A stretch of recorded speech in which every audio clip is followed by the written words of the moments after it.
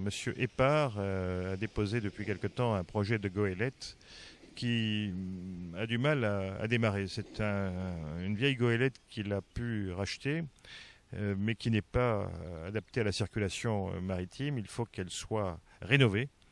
Et son projet est d'aller transporter des touristes pour montrer notamment le Grosse-Île et son environnement, notamment ornithologique, mais également amener des touristes pour la beauté de la traversée.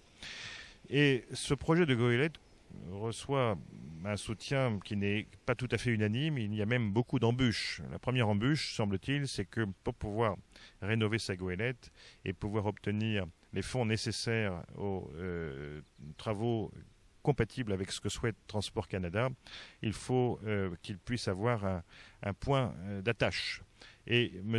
Épard n'a pas de point d'attache. Il semble qu'il y ait, d'après M. le maire aussi, une certaine réticence de la concurrence.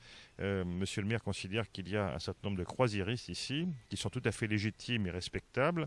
Il ne connaît pas, me dit-il, leur plan d'amortissement, est-ce qu'ils sont rentables, mais il ne pense pas qu'il y a forcément de la place pour un autre acteur qui prendrait de la clientèle. Alors je pense qu'il y a une espèce d'opposition latente des croisiéristes à vérifier. Je suis en train de faire l'enquête. L'enquête n'est pas terminée. Mais c'est un élément qui m'a été donné par plusieurs acteurs, dont M. le maire.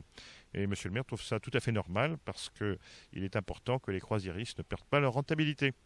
Alors, est-ce que M. Épard va trouver un endroit pour pouvoir avoir une base pour son navire et ainsi lancer tout le processus qui permettra d'avoir les autorisations administratives, la validation du Transport Canada, faire ses travaux et pouvoir lancer son activité? C'est une grande question.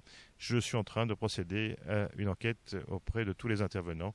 Je n'ai pas tout à fait terminé pour l'instant ce dossier.